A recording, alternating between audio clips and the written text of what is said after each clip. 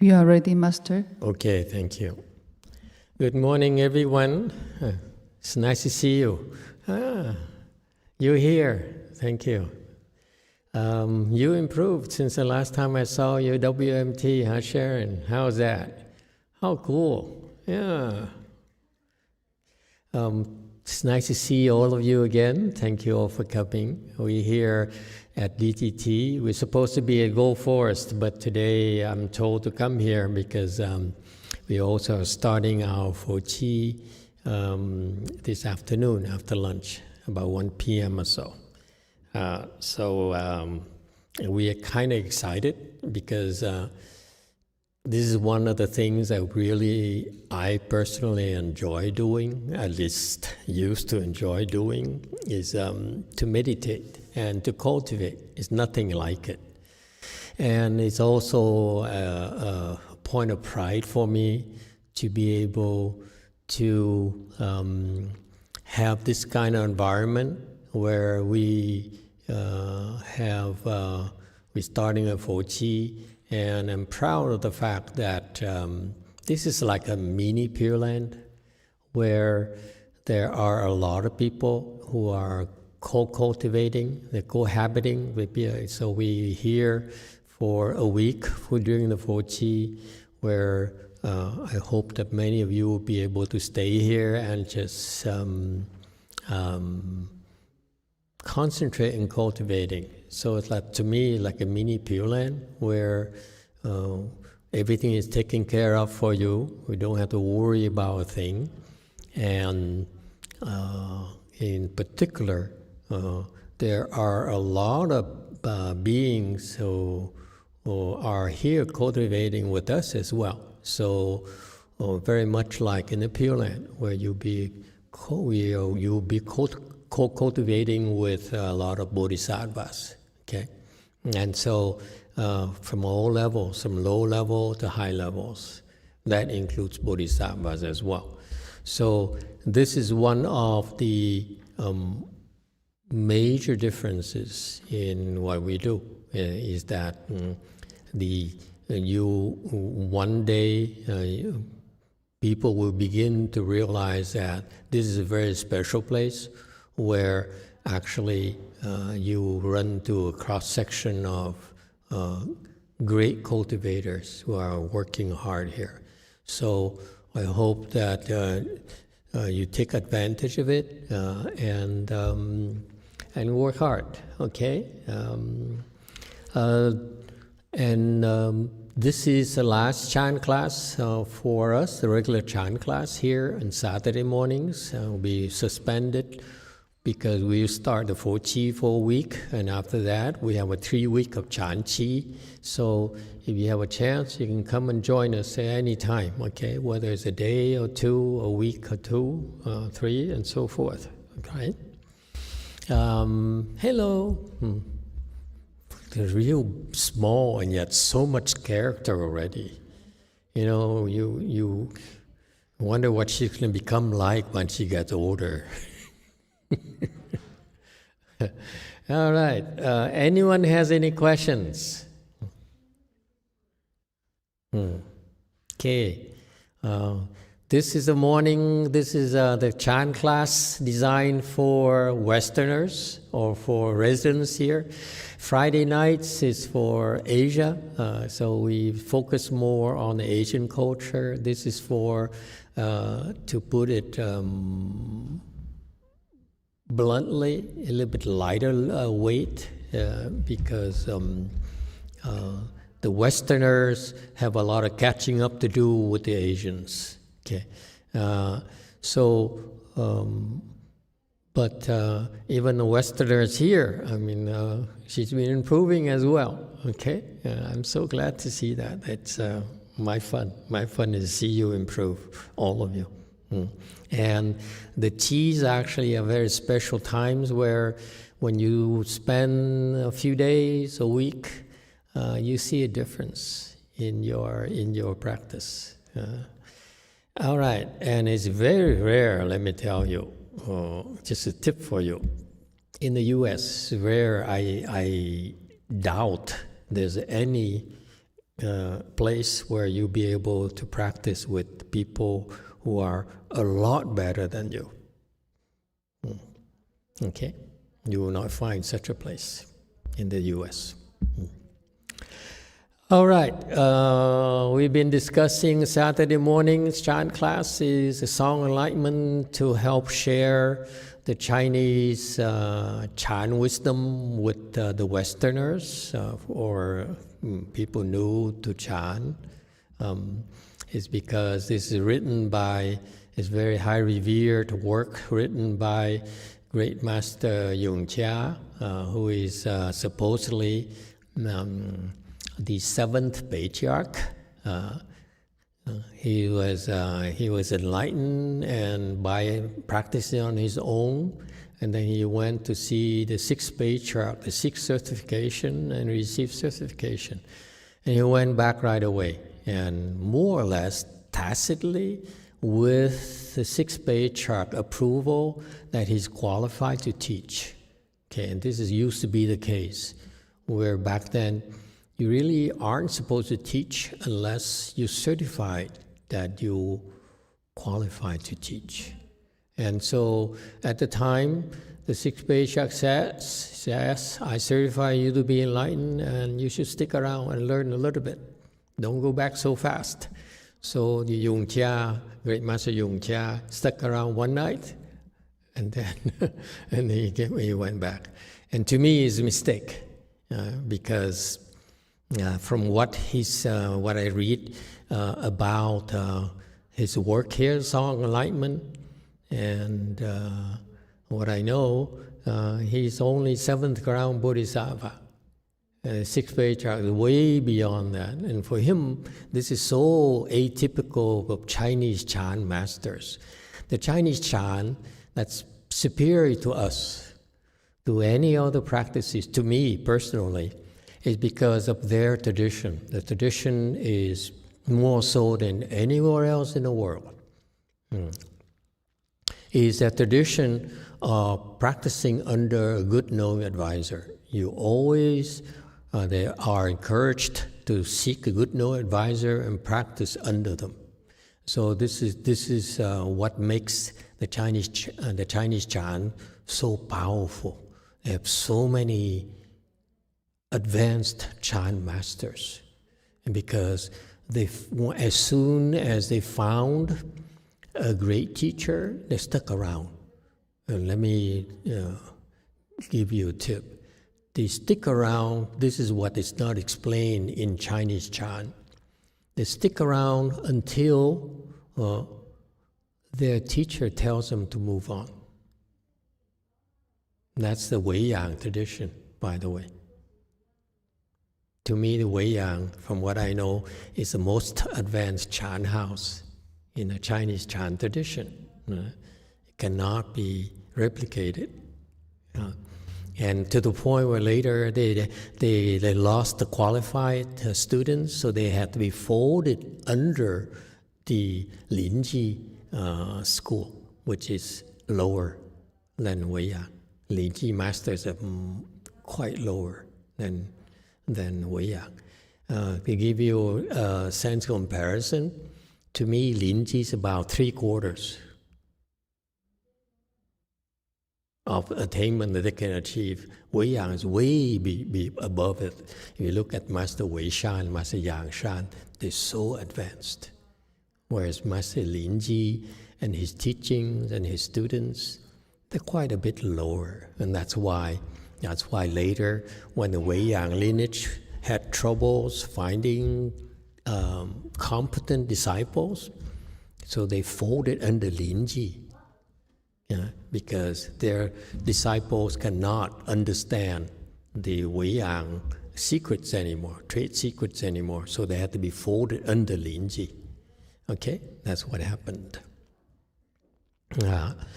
And so Master YongHua, he did the right thing. He went to seek certification from the sixth patriarch. He did, but he wasn't trained properly in a chant school, so he immediately left.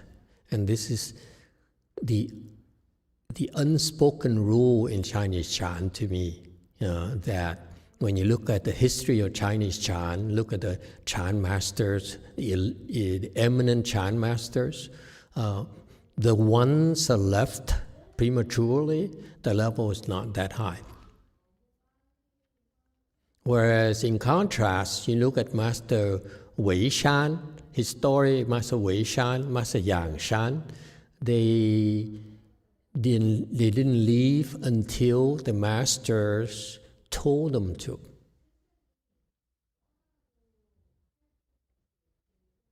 Okay, so Master YongHua, he stayed on for one night and he went back, and as a result, he missed out on learning from a great teacher, Master Huinan, the sixth patriarch. And it shows because I think he's only 7th ground Bodhisattva, which is Linji level. And that's why it shows too. Okay, you compare the teaching from the sixth patriarch, who has been compiled into a sutra, which is a hint for all of you to know. The Chinese don't talk about it. I'm not Chinese, that's why I have a bigger mouth and I speak nonsense. Okay, that's why the sixth patriarch compilation was called sutra, because it's equivalent to the teachings of a Buddha. And that's a hint from the Chinese sages. The Chinese patriarch says, the sixth patriarch to me is actually most likely a Buddha. Otherwise, the other patriarchs would never agree to call the sixth patriarch teachings a sutra. There are plenty of patriarchs who are Buddhas in the history of Chinese Chan, and therefore they would not let this happen. Okay, that's just my thinking. And so you look at the sixth patriarch teaching, which is full of subtle teaching. This is the quintessential Chinese Chan teaching, is subtle teaching. And you look at the song Enlightenment by the seventh patriarch, okay, actually is very weak in certain teaching. Okay, because seventh ground, they don't quite understand certain teaching yet. That's why they can't teach you. Okay, yeah. All right, and so that's the difference, and that's what I hope that we Westerners, who have a lot of catching up to do with the Chinese, that we need to understand their superior side, the salient characteristics of their Chan and their Pure Land and so forth. And that's the only way for us to catch up quickly. Okay, so that's why I go out on a limb to say a lot of things to you that I'm not supposed to say. If following the Chinese Chan tradition, for example, I said a lot of things, a lot more details than my late Chinese teacher, Master YongHua, would. Okay, and so the one thing that I hope that we will do that will help us, will enable us to catch up with the Chinese a lot faster, is to stick to their traditional advanced Chinese style. That is, as far as Chan is concerned, okay, don't do it like Master YongHua. Do not leave your good no advisor until he kicks you out or he orders you out. Okay, because he sees a lot more than we do. Okay, and so that's one of the Master YongHua mistakes, is that he left too early. When the sixth patriarch says, don't go back, because after he was certified by the sixth patriarch, he says, thank you, I'm on my way. I need to go back and do and take care of my people, my students, which is a good thing, loyalty to his students. But when the sixth patriarch said, don't leave, stick around, and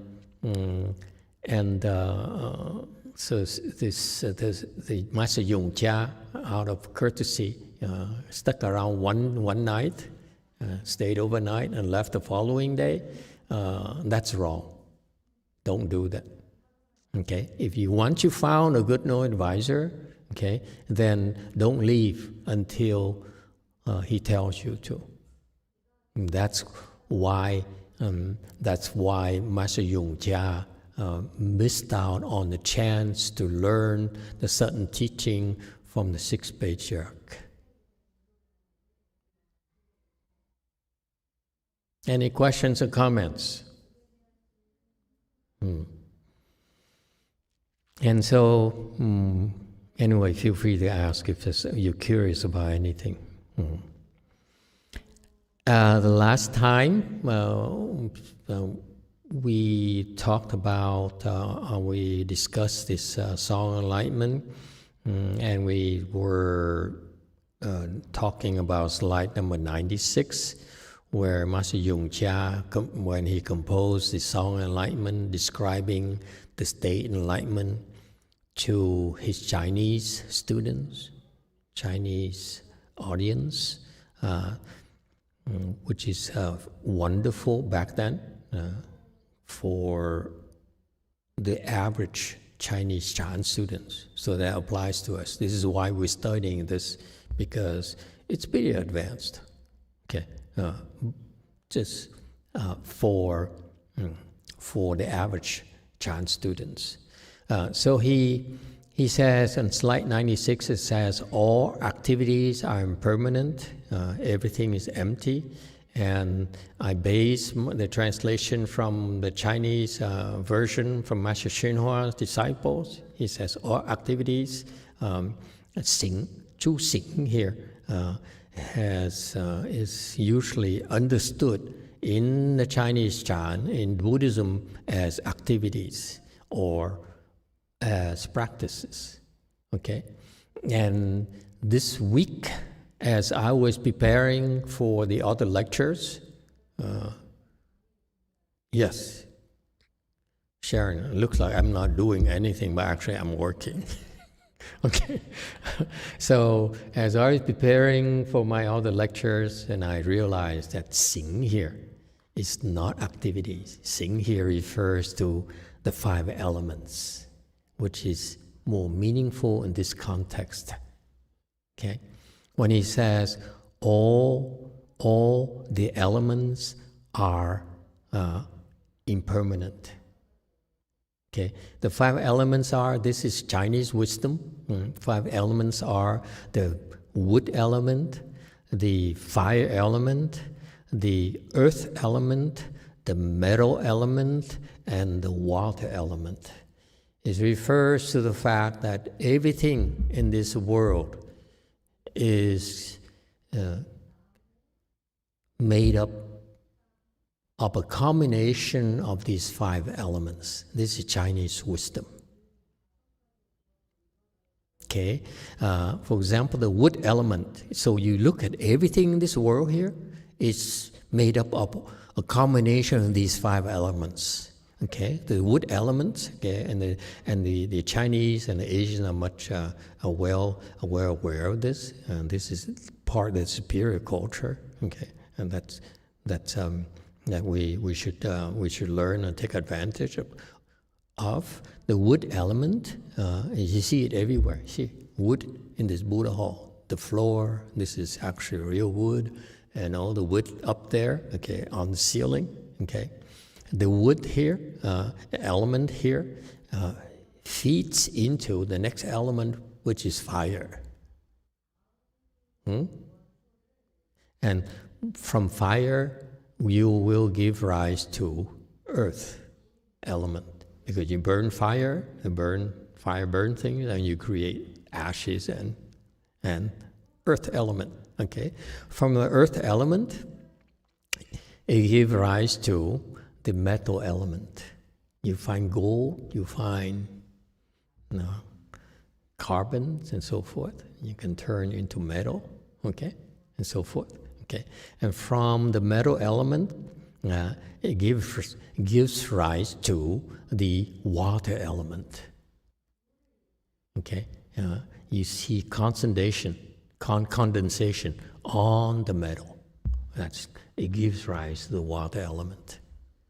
All right, so what the Master YongHua was saying is that all the elements are impermanent. Everything is empty. Meaning that when you look at everything in this world, okay, it consists of the 5 elements, okay, and he says everything in this world is empty. Why? Because they're made up from the 5 elements, okay, which are impermanent. They will not last forever. So therefore, these 5 elements here don't last. Therefore, anything is made up of the 5 elements will be impermanent. Agree, disagree with my explanation?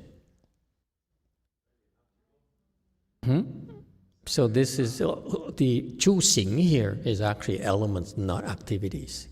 This is an observation of the world. He looks out, he says, after he became enlightened, he looks at everything. He says, let me tell you, everything is impermanent. It will not last forever.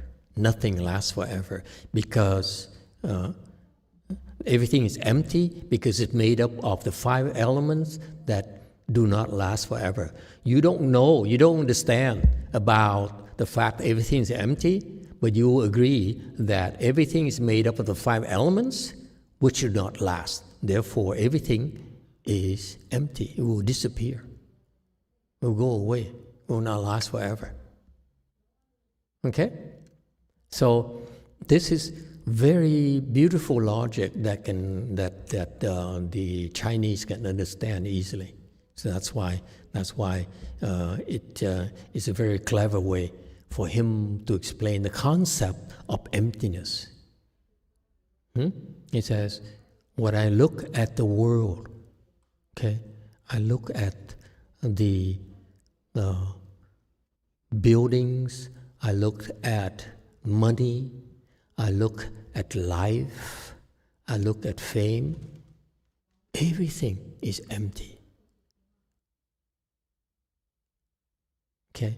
Because it's made of the impermanent, its constituency, its constituents are impermanent. Okay?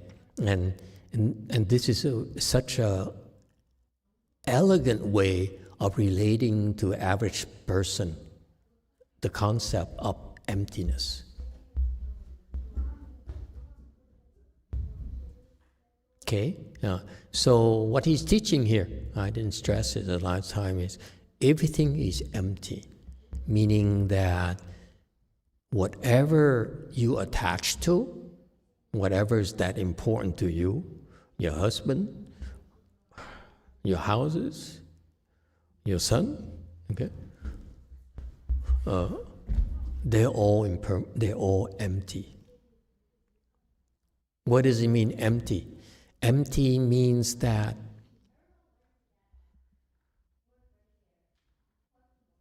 it changes, it deteriorates, and will disappear. No matter how much you like it, no matter how much the world prizes it, gold will disappear.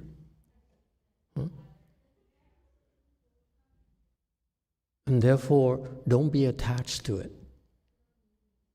And that's what sages understand. That's why they can detach, whereas we cannot.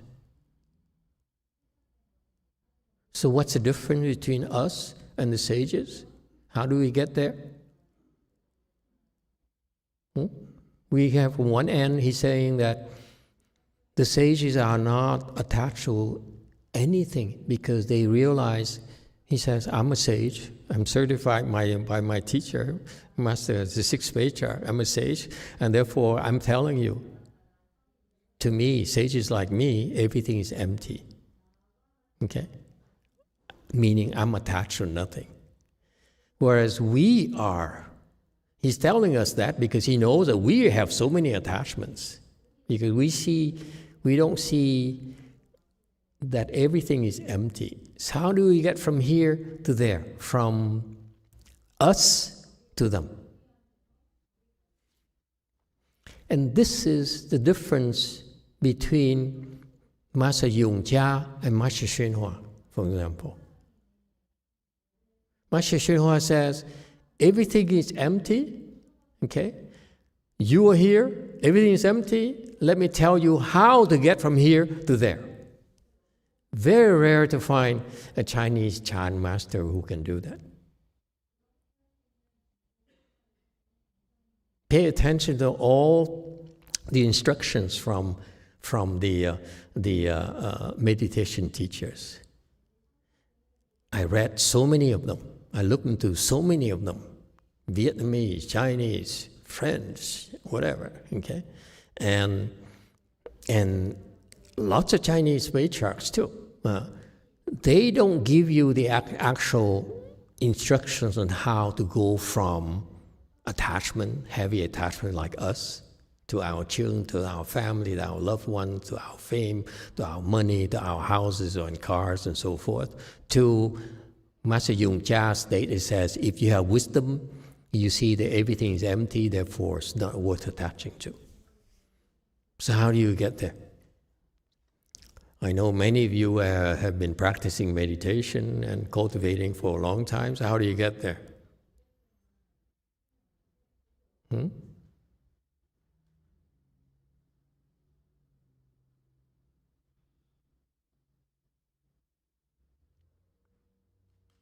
If you're old, how do you get there? He says, I'm too old.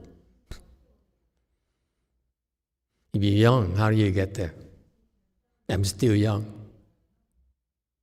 If you are Song Song, I don't know what Song Song is. What's Song Song in English? Middle age. Okay, so how do you get there?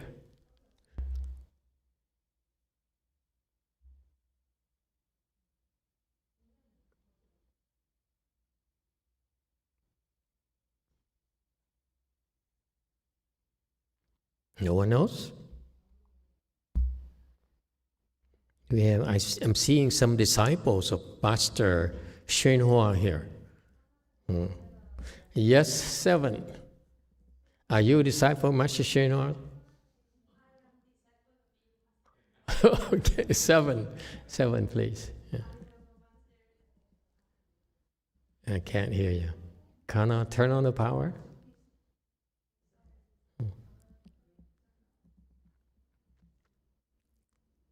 Emitofuo Master. Well, I think that the way to go from here to there, to experience that levels of emptiness, is to experience samadhis. Okay, samadhis. Okay, that's a way. Yes, that's almost there. Yes, this lady here, 1.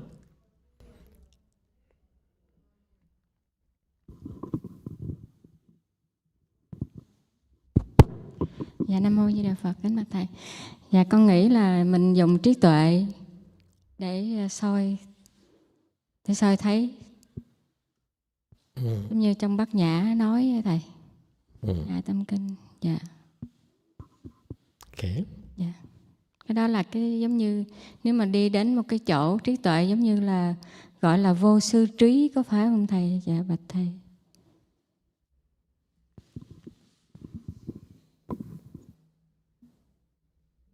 Emitofuo. Hello, can you hear me?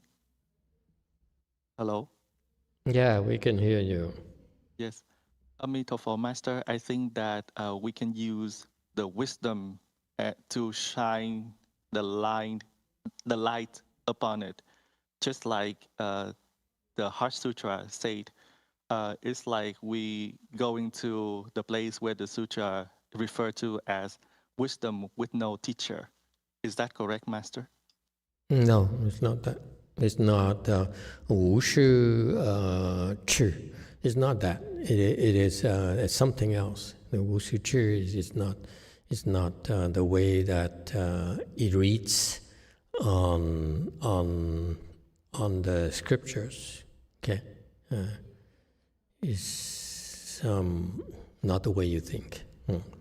It usually refers to the wisdom from enlightened people. You need to be enlightened. Then you develop a kind of wisdom that it didn't come from a good knowing advisor. Okay, but until you become enlightened, it's very unlikely that you can develop a wisdom without a teacher. Okay. All right. This the reason I ask, because it's pertinent to our qis. This is what we do during our qis. When we get together, like even here for an hour or two, we practice. It's what we're doing as well, although it's not as intensive, because the qi is like a complete dedication. We drop everything, and you say, okay, this is what I'm going to do. I will forget about my family, forget about my job, forget about everything else, and just follow the schedule and do it.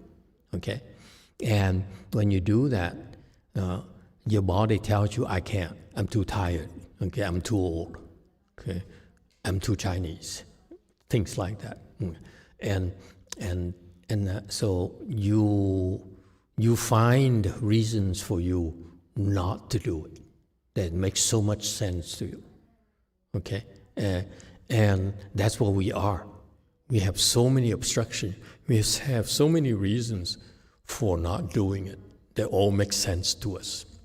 And the qis, and so on a regular classes, you only have to do it for 1 hour or 2 hours, and you go back to your normal life. Okay, but during the qis, it's a much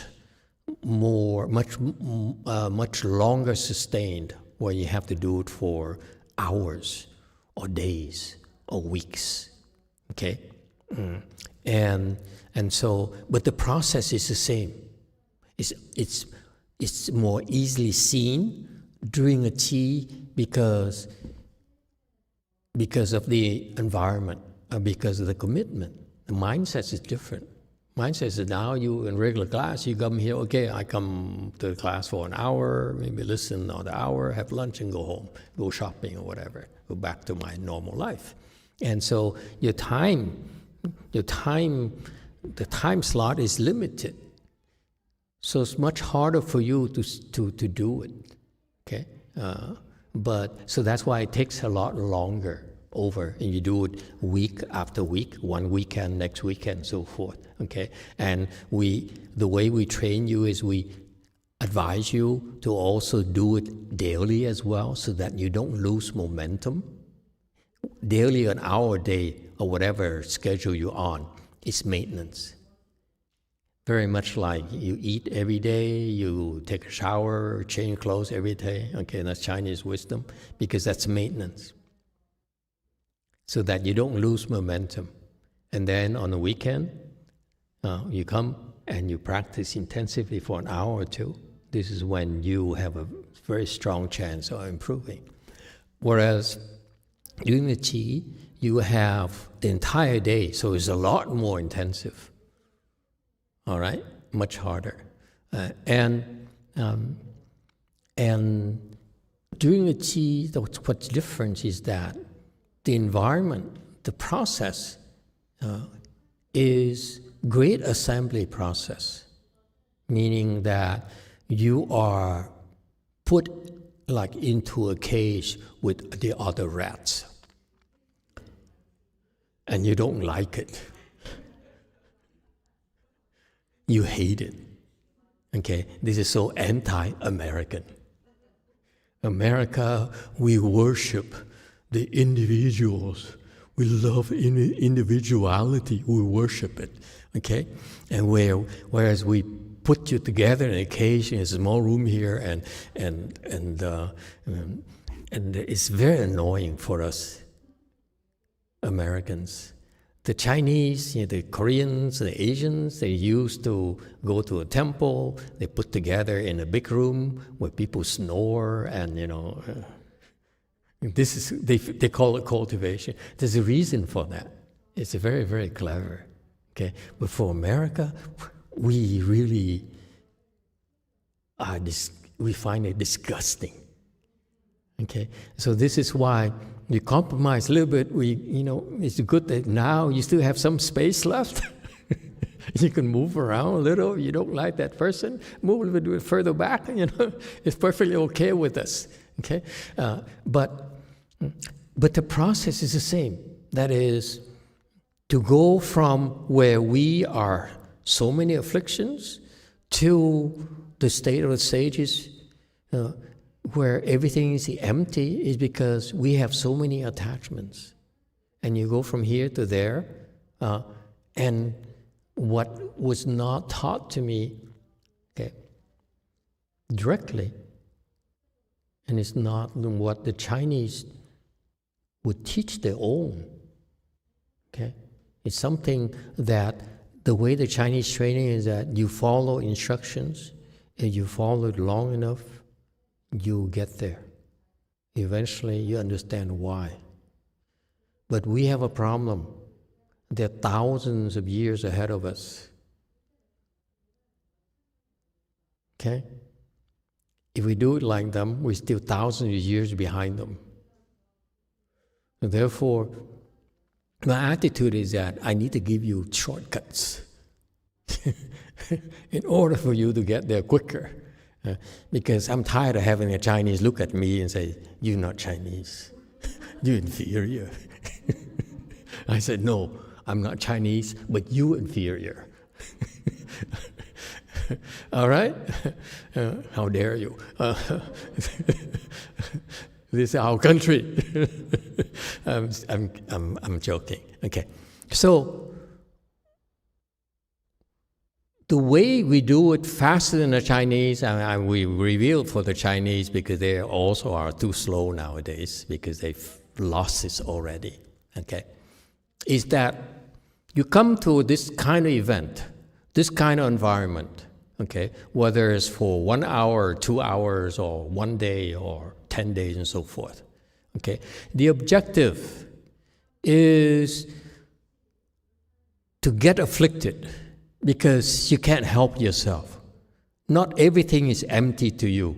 That means you're afflicted. Okay? And when you're afflicted, don't run away. Hack at it for the duration. Commit to an hour, commit to 2 hours, commit to 5 minutes, whatever. It doesn't matter how long, but I'm teaching you to stretch a little bit more. If you are able to do it for five minutes, next time do it for 6 minutes or 5 minutes and 30 seconds. I don't care. This is a process.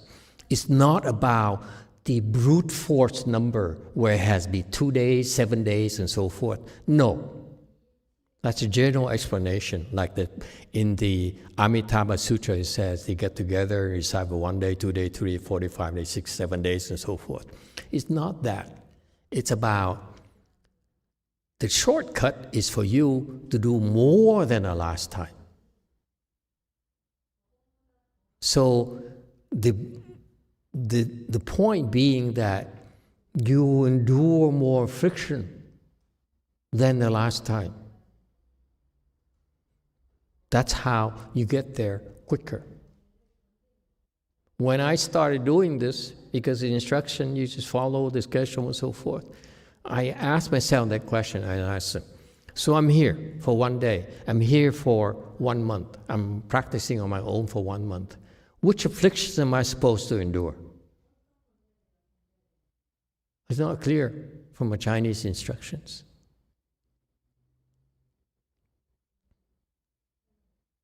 Okay? So my tip to you is that this is the ideal environment for you because you don't like it. You have your own domain where you're comfortable and you do whatever you please. You feel like a cup of wine, a glass of wine, you have a glass of wine. Okay? You want to feel like it, you tell your husband, honey, can you rub my feet? Okay? That kind of thing. Forget it. Okay? You cannot do those things. Okay? And that's why it bothers you. Okay, so what you do in this kind of environment for this next, during this summer tea here, try to come as often as you can, a little bit more than the last time, okay? And put up with it, okay? You don't have to worry about anything, all the afflictions. I only want you to focus on what bothers you the most. So, for example, this person next to you really bothers you? She's so annoying? Anyone? Or he's so annoying?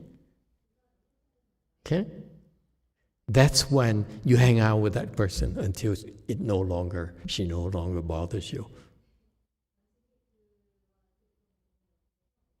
If you do that, you get to this point very quickly, a lot quicker.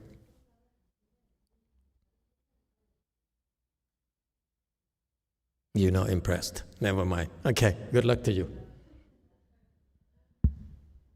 It's not brute force. The way the Chinese do it is they base their teachings on vigor. When they talk about, there's a Chinese wisdom behind it. Vigor, vigor, vigor. Okay? In order for you to practice Buddha's recitation or Chan or secret school, mantras and so forth, you have to do it with utmost vigor. I'm teaching you slightly differently. I'm training you slightly differently. I'm teaching you to practice with utmost disgust. It's so annoying. It's so unbearable. And that's what you need to focus on, what really bothers you, and you bear it. More and more and more. That way, we all catch up with the Chinese in no time. The Chinese, too slow. Chinese, vigor, vigor. And they're vigorous in eating, vigorous in sleeping, vigorous in recitation, vigorous in chant. It's so confusing to me. Try that. This time you see what happens. Okay? I'm sorry, the instructions are a little bit more complicated because you too complicated. You're not simple, you're too Americanized, you're difficult clients. Okay? And this is why, to me, I found it so confusing when I first looked at the Chinese Chan instruction. Vigor, vigor, I said, I don't sleep, I don't eat, and then I go crazy, I die, or what? It's so confusing. You have so many things that really are too confusing. Okay? I want you to focus on one thing, what bothers you the most, and go rub it against yourself. Yes, two. Emitofuo Master, what if you like the temple and most of the stuff at the temple you like? What Go to the RBA. It's too far to drive. Guarantee you won't like it. Anything else? Whatever is helpful to you, I have no problems. Okay? Surely you like everything here? Seriously? Nothing bothers you? Something is wrong with you.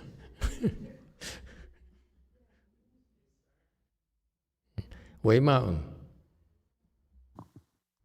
Hello, Master. I know you said when it's the Great Assembly Dharma, like the 4G, we're supposed to do what everyone else is doing.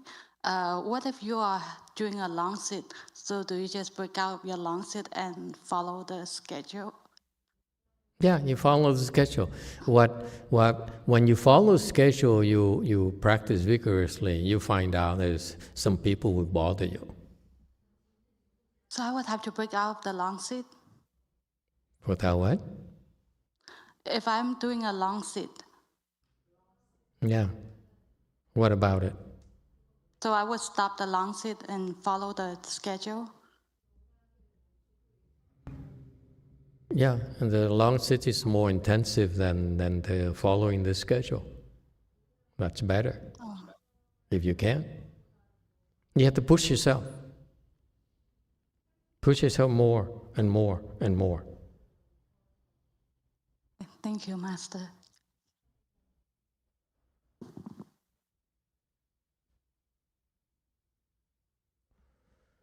Okay, well, there's some person here who likes everything.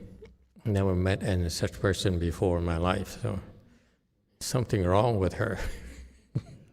Surely something must bother you here, no? Nothing?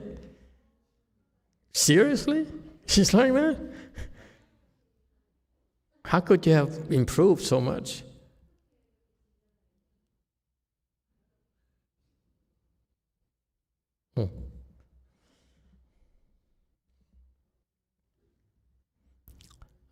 Okay. Yes, one. Dạ, kính thưa Thầy.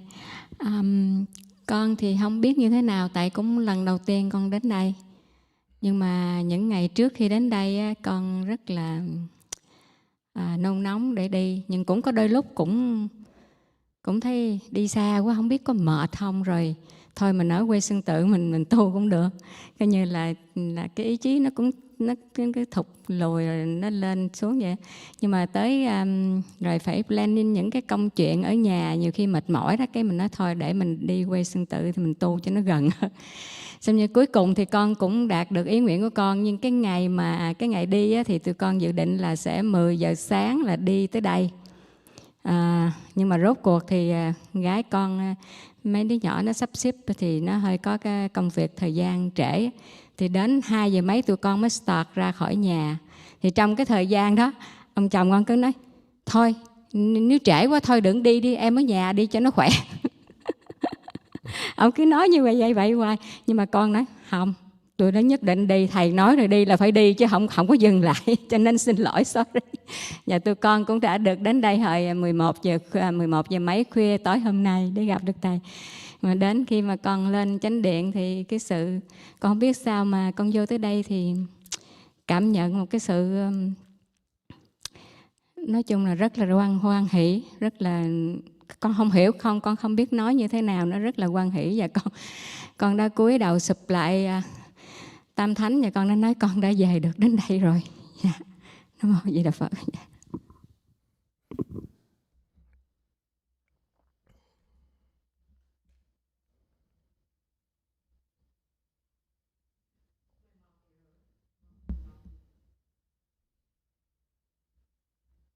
Hello, Master. I don't know what happened, but this is the first time I have a chance to be at DTT.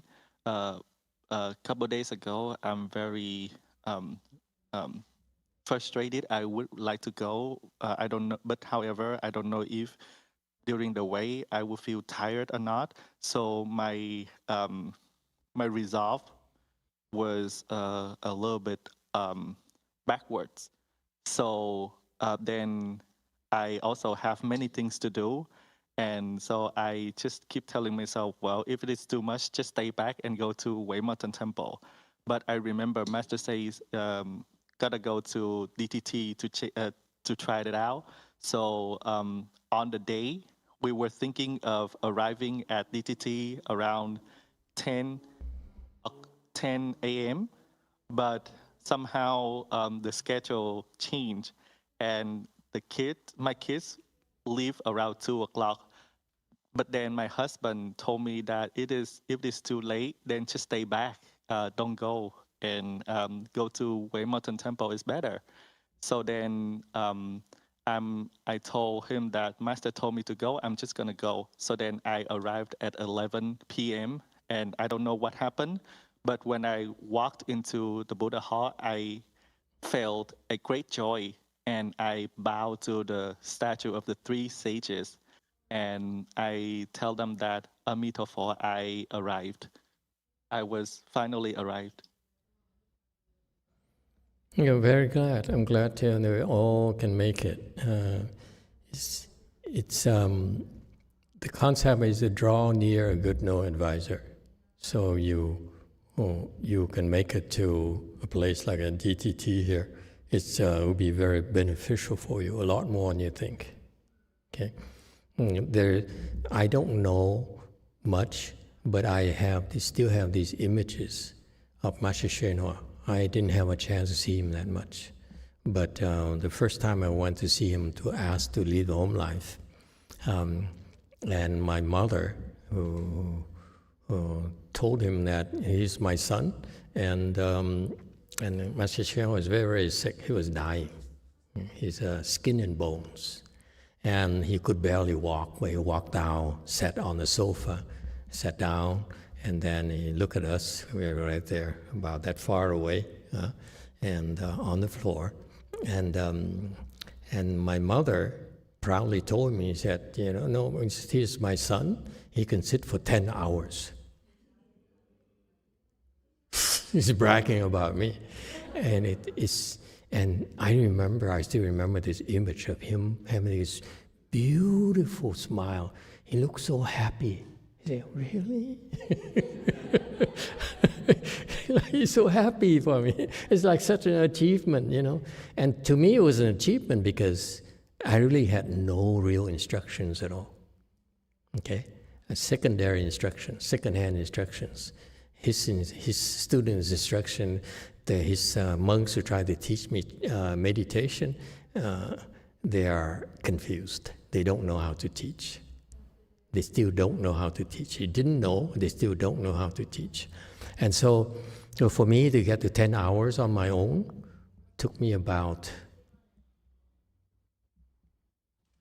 a year or so. Okay, and without any guidance, any real personal instructions. So it was not a bad achievement, but for him to look so happy, it's so beautiful. For the American, they could look at it as he's so phony and so forth. But what that image I still see in my mind is that a teacher so happy that the student is making progress. It's so genuine, And when you're able to make a little bit of progress, okay, that means you will experience a little bit more bliss. You'll be happier. And so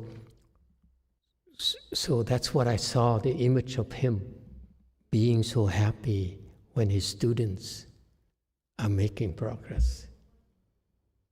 So things like that this is why the Chinese wisdom of drawing near a good knowing advisor is so insightful. Those images, the lessons, the subtle lessons from just a few moments around him, or a few seconds he would give me when I was meditating, it's just indelible in my mind. It's always stuck in my mind. Okay, and I'm sure you experience it with a place like this, where I guarantee you there are people who are far more advanced than you. Okay, yeah, and it's very, very beneficial for you to make the effort. Okay, any other questions? Be patient, okay? I don't want you to feel that I'm overselling and promising you anything. The mere fact you're trying in itself is reward, because you, like everyone else, as long as you don't quit and you do it more and more and more, you will improve. That has been the case the last 18, 19 years for all of our students, all of them. Okay? All right, we stop here today and let's go to lunch. Thank you all for coming.